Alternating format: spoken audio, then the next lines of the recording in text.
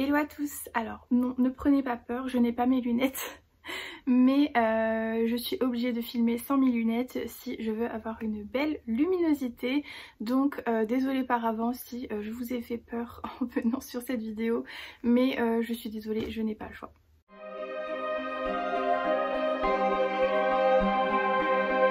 Mes lunettes ne sont pas le sujet du jour puisque j'ai décidé de vous faire une vidéo par jour toute la semaine avant la semaine d'Halloween, donc le mardi 31 octobre. Donc ça tombe un mardi malheureusement, mais j'ai quand même décidé de vous faire voilà, une semaine entière avec une vidéo par jour. J'avais déjà fait ce concept sur ma chaîne TikTok, enfin sur mon compte TikTok, et vous avez plutôt bien aimé le concept pour ceux qui étaient là l'année dernière sur TikTok, et j'avais envie de refaire le même concept mais sur YouTube. Normalement ce sera des vidéos plutôt courtes, mais on ne sait jamais puisque je parle quand même beaucoup et j'ai envie de vous présenter quand même pas mal de choses. Pour cette première journée, je voulais vous donner 10 romans que je vous conseille pour Halloween. Alors certains que je n'ai pas lus, certains qui sont dans ma palle, donc ça va être recommandation slash ma palle pour Halloween. Alors on va commencer très soft puisque je vous conseille donc Serpent and Dove qui est dans ma palle et que j'ai très envie de lire ces derniers temps.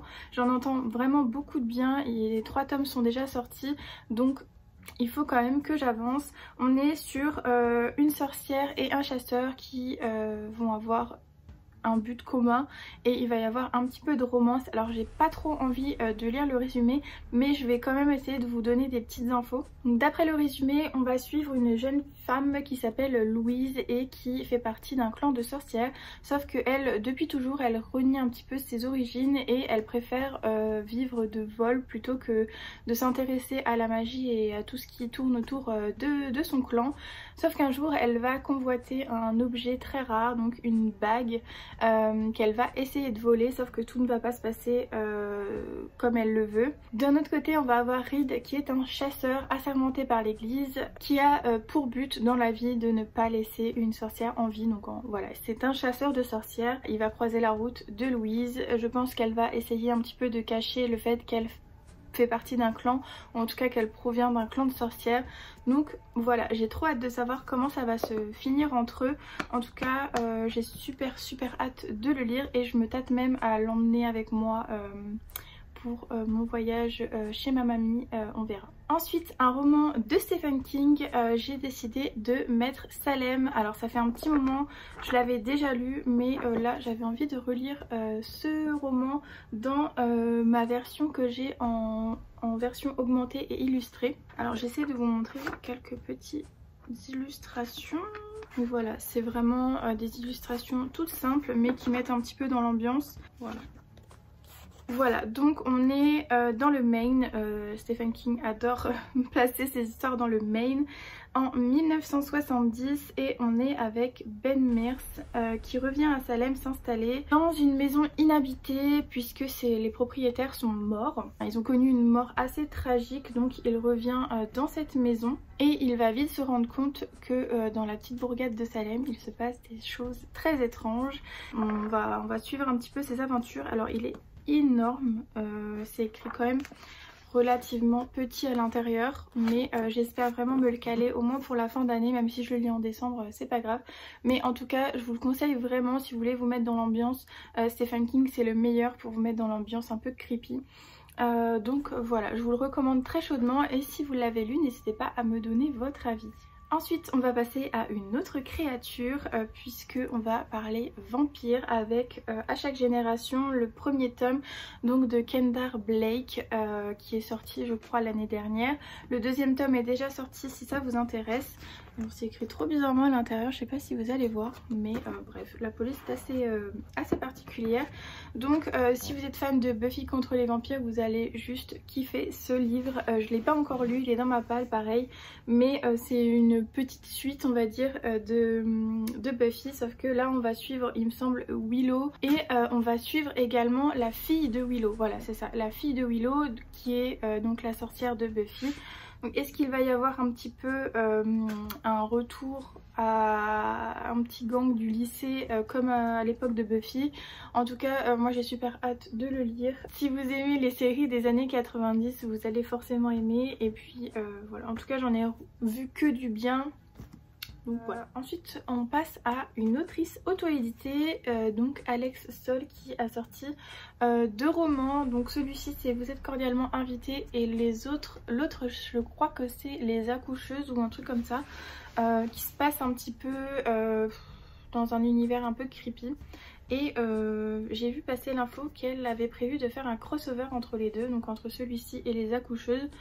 Donc à voir ce que ça peut donner. En tout cas ici on est avec donc un manoir qui faisait orphelinat et qui a brûlé dans les années donc en 2007, et plusieurs années après les rescapés en fait de cet orphelinat qui a brûlé, de cet incendie, vont être invités avec une lettre assez bizarre à revenir en fait sur les lieux, puisqu'il a été rebâti, et là c'est un peu la soirée d'inauguration.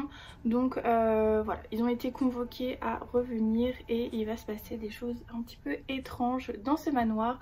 Donc on est à la limite je crois du paranormal et du thriller, enfin voilà. Donc voilà, j'ai trop hâte de le lire. Pareil, celui-ci il est dans ma palle. Alors oui, je n'ai pas lu énormément de livres que je vais vous proposer, mais voilà, je voulais en même temps vous faire ma pile à mood et en même temps vous faire des recommandations un petit peu plus générales. Donc voilà, en tout cas celui-ci il est dans ma pile à lire, et je compte bien le lire très prochainement. Ensuite on passe à un livre que j'ai lu, ou en tout cas une saga que j'ai commencé et qu'il faut que je termine. Il s'agit du Tombeau des Immortels, donc dans la saga Vampiria. J'ai lu les 3 premiers tomes de Vampiria et j'avais vraiment beaucoup aimé. D'ailleurs le premier tome est là, donc La Cour des Ténèbres, et je peux que vous recommander cette saga, surtout pour Halloween. Voilà, c'est parfait.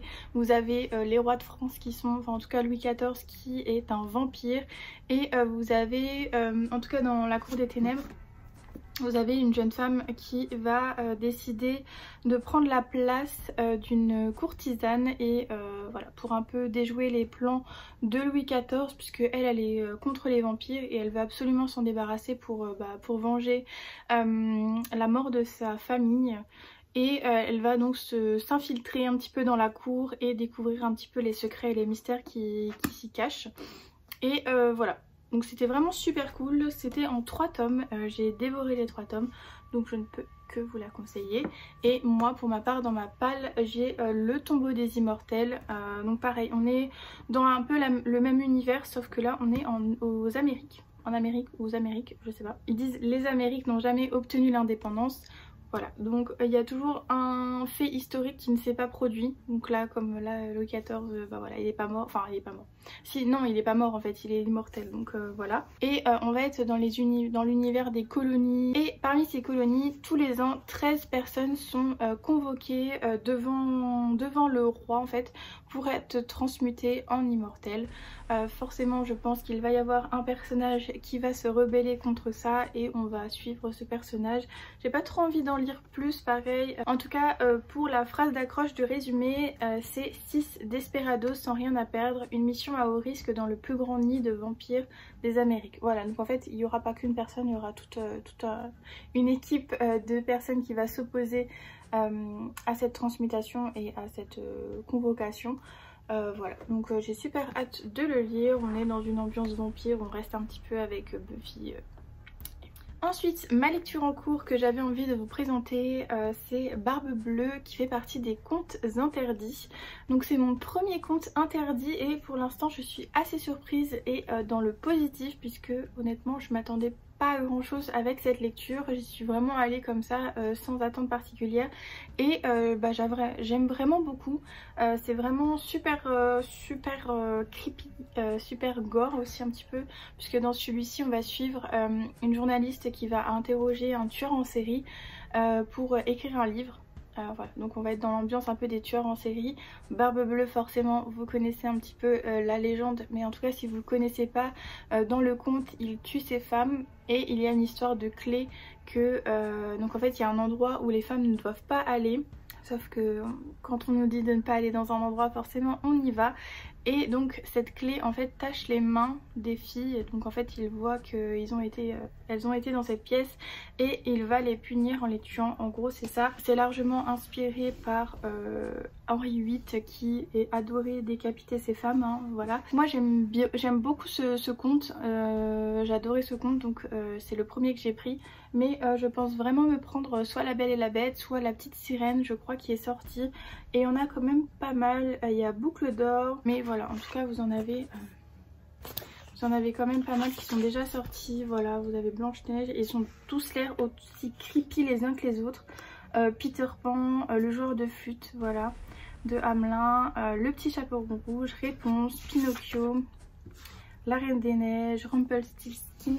Voilà, vous en avez quand même pas mal à découvrir et moi je pense que je ne vais pas m'arrêter à celui-ci puisque j'ai quand même beaucoup aimé. Et ensuite on va revenir à des livres que je n'ai pas encore lus. Donc le premier c'est Hidden Pictures de Jason Rekulak qui est sorti chez Brajlon. On va suivre une jeune femme qui s'appelle Mallory et qui sort d'une cure de désintoxication. À sa sortie elle va décider de faire babysitter pour un jeune garçon qui dessine des choses assez étranges et elle va s'intéresser un petit peu plus à ses dessins qui deviennent de plus en plus en fait creepy et bizarres et va s'en suivre tout un petit peu un cheminement pour découvrir ce qui s'est passé au petit garçon et comment elle peut le sauver et le sortir de cet état un peu bizarre. Meilleur thriller que j'ai lu depuis des années par l'autrice de Miss Peregrine et les enfants particuliers. Voilà, pourquoi pas. Donc là on entre vraiment dans le thriller, à voir ce qui s'est passé avec ce petit garçon. On a des images creepy, voilà. Donc ça je pense que c'est les dessins, je vous spoile pas je pense, mais voilà. En gros les dessins du petit garçon et celui-ci il va partir avec moi dans ma valise puisque j'ai très envie de le lire. Ensuite un autre thriller un petit peu plus young adulte que j'ai reçu en service presse de la part de Léa Édition et qui me semble sort fin du mois ou est déjà sorti, je vérifie juste. Sorti le 19 octobre. Donc il est sorti le 19 octobre, donc si vous voulez vous le procurer c'est possible. Donc c'est un thriller young adulte comme je vous le disais. Pareil celui-ci je vais le lire très prochainement pour vous donner mon avis. J'ai pas trop envie de relire le résumé mais je peux vous lire déjà les premières phrases qui sont dessus. Alors c'est écrit: 16 corps vidés de leur sang, 2 adolescents, une explication incroyable. Une série de meurtres frappe le Midwest américain, les victimes sont retrouvées dans leur voiture, dans leur maison et même dans leur lit, le corps exsangue mais sans aucune trace de sang. Voilà, ensuite on va partir sur une famille qui est massacrée et une jeune femme qui est de 15 ans qui est retrouvée sur les lieux couverte de sang mais elle n'est pas blessée, donc voilà, ça va susciter quand même des interrogations auprès des enquêteurs. Donc voilà, en tout cas la couverture est vraiment super belle. Et ce sera ma prochaine lecture, donc si vous voulez mon avis il sera normalement posté cette semaine, donc n'hésitez pas à aller voir sur mon compte Instagram, je vous remets le lien dans la barre d'infos. Et on va terminer cette palle qui est déjà gigantissime, gigantesque, par un autre thriller qui est sorti tout récemment et on ne vous présente plus If We Were Violence de ML Rio qui est sorti chez Phoebs, qui est juste magnifique, voilà, que j'ai en version hardback. Et là pareil on est dans un thriller, une personne, je crois que c'est Oliver qui sort de prison. Il a toujours clamé son innocence et à sa sortie il va rencontrer le policier qui l'a fait je crois enfermer. Ensemble ils vont un peu faire mener l'enquête pour savoir ce qui s'est réellement passé puisque le policier finalement croit à son innocence. Donc voilà, il va s'en suivre une petite alliance entre les deux pour découvrir ce qui s'est vraiment passé. J'ai entendu dire qu'il y avait un peu de fantastique dans le résumé, ça laisse pas trop sous-entendre ça, donc pareil j'ai hâte de le lire et il va partir avec moi dans ma valise, donc vous aurez pareil l'avis qui est prévu pour cette semaine.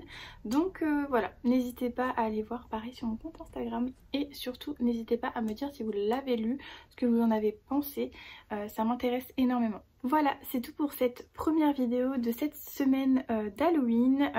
alors voilà, on est sur ma pile à lire de cette semaine, ou en tout cas de ces prochains temps. Alors ma palle est tellement gigantesque que de toute façon je continuerai à lire ces livres en novembre, ça c'est sûr. Et comme je n'accroche pas du tout aux romances de Noël, je pense que ça va continuer également en décembre. En tout cas, n'hésitez pas à me dire s'il y a des livres que je vous ai présentés, que vous avez adoré. Donnez-moi votre avis, voilà, dans les commentaires. Et comme d'habitude, si vous passez par là mais que vous n'avez pas trop le temps de commenter, vous n'avez pas trop envie de laisser un petit commentaire, n'hésitez pas à mettre un petit cœur. Ça fait toujours plaisir de vous voir passer par là. Et pareil, si vous découvrez cette chaîne, n'hésitez pas à vous abonner, à liker la vidéo, voilà. En tout cas, ici toute la semaine on va parler de livres creepy à souhait, donc si ça vous intéresse, n'hésitez pas à rester. Et sur ce, je vous souhaite comme d'habitude de passer de très belles lectures flippantes.